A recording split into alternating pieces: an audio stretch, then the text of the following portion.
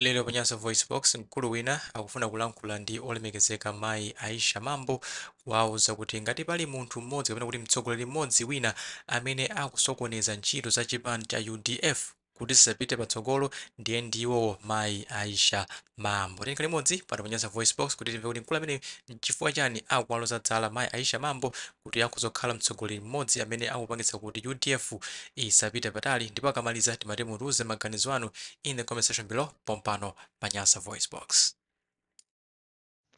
Moni kwa malayo wonse.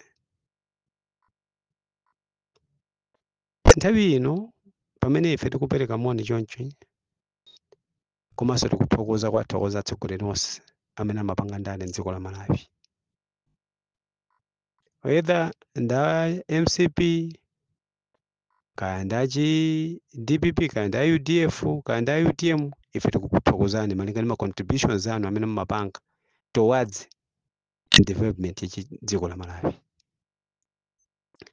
Ndili mkatikati mwakuthokozana atsogoleri inu monga atsogoleri wathu amene ife timakunyadirani, koma nthawi zina timafuna tilankhule nanu. Inu ngati atsogoleri sizimatanthauza kuti na inu poti ndi atsogoleri ndi amene ife mungamatipange shift kutipititsa uku chifukwa inu mwapanga zofuna zanu kapena mufuna zina zake kapena muchite score political mileage pandale. Ayi. Uthenga wanga waukulu lero kupita kwa madamu second deputy speaker mayi Aisha Mambo. Izi mukupangazi sizabwino, even a referendum sapanga mapangidwe awa. Utsogoleri si umene mumaonetsa inu apawo, utsogoleri si umenewu zimene mukulankhula inu apa pa nsonkhanozi kumene kundikusokoneza kuchisokoneza chipani cha UDF. Ngati chipani muja muli mgawikana mumakhala mugawinikano kapena kutsutsana kapena kusemphana kwakukulu mumabweretsa kwambiri mumakhala inu. Apapa pamene tatsimikiza unena kuti even pa convention yapita ija inuyo munali part and parcel imene mumapanga ma decision ena kumbali osemphana ndi chipani cha UDF komanso constitution ya chipani cha UDF. For constitution ya chipani cha UDF simakonda ma segregations. Ayi. Constitution ya chipani cha UDF muli inclusiveness, coexistence. Zipani, zipembezo, nzika za dziko la Malawi zizikhala modalirana komanso mokondana nonyadirana. Ndi chifukwa chake ku convention kuja a UDF kuyambira zaka zonse, si convention yokha iyi yachitika chaka chathayi ayi, koma zaka zonse chiyambira ndi chipani icho, chifomere ni chipani icho. Dr. Bakiri Muluzi kuyambira 1993 kufika 1999 inu muli kumiji akapanga convention zipani zonse zimafika ku convention iko. Inuyo mwayiwala kuti Amuluzi anakhalapo secretary general wa chipani cha Malawi Congress Party. Inuyo mwayiwala kunena kuti dzina la Atupele mtsogoleri wa chipani chanucho kuti akhala Atupele anali a chipani cha Malawi Congress Party ndamene anapangitsa kuti akhala Atupele. Inuyo mwayiwala kunena kuti even a John Tembo anatiuzapo ife unena kuti a Dr. Bakiri Muluzi adatiuzapo ife unena kuti nthawi ya John Tembo ali president wa chipani cha Malawi Congress Party amapereka nsalu wa chipani cha Malawi Congress Party ndi materials oyendetsa chipani. Koma izi zoti ku convention ya chipani cha UDF MCP asapite ndinu munabweretsa. Chabwino tatiye ndizimene tiziponye kutali tizisiye kuti zikhale kutali. Talingalirani inu panopa zokambirana zili mpipeline mukukambirana. Inu zimene mukukambirana zichankuzibweretsa pambalambanda chonchi ndi ulemu umenewu ku chipani. Ndiye kuti inuyo muli ndi mtima olemekeza utsogoleri wa chipanichi, mulibe mtima olemekeza utsogoleri wa chipanichi. Chifukwa zimene mukukambirana zili mpipeline simunamalize, palibe chifukwa choti inu mbwere pa nsonkhano kumauza anthu chonchi chimene mumawuzira muchi kuti ayi kuti tipange mgwirizano ndi chipani chiti. Nkale mukamapanga mgwirizano ndi zipani munayamba mwapangapo zimene mumapanga palerozi. Chipani cha UDF aliyense amadziwa kunena kuti chipani cha UDF salu imene amagwiritsa ntchito ndi yelo palibenso kala ina ayi ndi yellow. Taona ni ino ataya imene munayika pamene paja muli yellow komanso muli blue.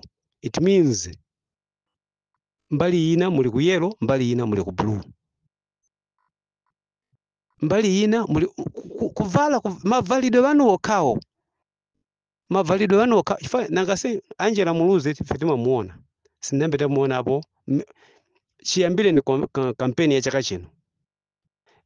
Chensankhire na atupere Muluzi kukhanga titachi BR wachipani cha UDF. Sinamuone atavala ataya ngati mene mwavalira inu. Even atupere Muluzi mwene wake sinamuone pataika vala soja blue. Izizi it's a clear testimony kuti inu mbali ina mumagwira ntchito kutumikira zipani zina. More especially chipani cha DPP. Amayi mwayiwala ngati kuyamwa chifukwa kuti inu mufike pokhala second deputy speaker. Munekhala second deputy speaker chifukwa cha mavoti a chipani cha DPP. Mmasa munekhala second deputy speaker chifukwa cha mavoti a chipani cha MCP. Inu nomwe mukhala sopatsogolo mwachipanga andamani chipani cha MCP. Sikuti kunena ndiponso tikutanthauza kunena kuti chipani cha MCP chikuyendetsa bwino boma. Ayi. Pali zola kuika zambirimbiri pano tikulankhulira pano mmene tikulankhula VN imene mafuta panopa akusowa. Filling station mose mmodzaza. Which means kuti MCP akulephera. Koma kulephera kwa MCP si chifukwa chonena kuti UDF ipanga mgwirizano ndi chipani cha DPP.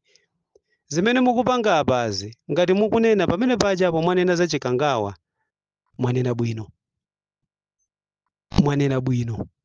Komano inuyo amayi Aisha Mambo mukuti mukakhala chipani cha UDF ndi DPP zipange mgwirizano. President akhala nda? Let's assume kuti president akhala APM apita Mutharika. Kodi apita Mutharika akakhala president. Vice president akhala nda? Let's assume again kuti vice president akhala Atupere Muluzi. Kodi akakhala Atupere Muluzi vice president.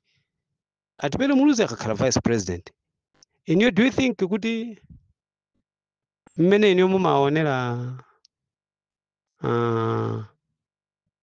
achisale, mmene mumaonera Mwanamveka, mmene mumaonera a George Chaponda, mmene mumaonera a Bright Nsaka, Atupere Muluzi angamnene kuti abwana nzosatheka zimenezi. We learn through our past mistakes. If a mistake, inu anthu achipani cha UDF mistake, munayenera kuphunzira kuti DPP yakupangirani chani. Inuyonso anthu ena molero ino mukwatenga anthu kwapitisa ku DPP. Kodi mmene amamusiya Atupere, mmene ali kale pamgwirizano. Inu ndiye ndi ena mwatsogolera amene ali muli chipani cha UDF amene mumampanganso andamani Atupere Muluzi kuti asapite chani? Asapite patsogolo. Si chinthu cha nzeru ngati inu mukukambirana kumabwera pa podium kumafotokozera mumafunsa maganizo a anthu. Ayi. Of course kufunsa maganizo a anthu nkofunikira koma not in this way. Nkuononga uku. Zimene mwalankhula inuzi, zimene mwapanga inuzi, utsogoleri wa chipani changakhala secretary general wa chipani icho anayamba apangapo. Inu mphamvu mandate imene mwaitenga kuti? Sabotage. Imene ndi sabotage. Kusokoneza uku. Mukusokoneza. Chifukwa chani? Mukutumikira zipani zina. Nchifukwa inu mmene mwavala cha yellow kukavala cha blue. Kusonyeza kuti mbali ina ndinu a blue, mbali ina ndinu achimanga, mbali ina ndinu a DPP. Let us make it clear kuti amayi ino ndi a DPP. Kodi DPP mmene imamusiya Atupere nkukantenga chimulirenji inu simunaone zimenezi chemunayamba mwapita kwa anthu kukafunsa kuti pamene patipange bwanji munafunsa. Nchifukwa cha nthawi imeneyi simunafunsa mukafunsa lero. Inu nthawi imeneyi simunali MP. Ndi bodza limeneli. Izi tikudziwa kuti mwalandira ndalama ku DPP. Mwalandira ndalama ku DPP ncholinga chone muzimpanga andamani Atupere. Zonsezi zikuchitika nchifukwa that's why ine mbuyo muja ndinanenanso ena mwina VN wanga munayimvera unena kuti Atupere Muluzi akabambe Aino Kichahana asokoneza kunena kuti afuna apange mgwirizano. Ndipo mgwirizanomo nkuyika pambalambanda choncheche chifukwa pamene paja DPP sakupuma bwino mapeto ake asokoneza. Ndi chifukwa chani amayiwa ngati ali amayiwa ayi kupanga za UDF. Ife mgwirizano wa chipani cha UDF ndi DPP sitikuudziwa chifukwa sanabwerepo even pa social media kutiuza kuti tikukambirana timangomva m'maluwa ngati mmene akunenera wamwe koma mgwirizano umene tikudziwa ndionena kuti DPP UDF Ford ndi UTM anatiuza onena kuti akukambirana even masekretary general azipanizo ananena bwanja amayiwa osafunsa anthu kuti tipange mgwirizano ndi UTM bwanja amayiwa osafunsa anthu kuti tipange mgwirizano ndi Ford nkulekeza pomwepo iwo achalankhula nkukamalizira ku DPP ndikuuzeni ku journalism kwa ino amene munaphunzirapo journalism mawu pa nsonkhano opening speech ndi closing speech ndi zimene anthu amatenga kwambiri. That's why kavieni aka mawu amene amalizira ndi kufunso limene amalizira amayiwa ndilo afunsa anthu kuti tipange mgwirizano ndi DPP zimenezo zimene amayiwa zili kukhosi kwawo ziko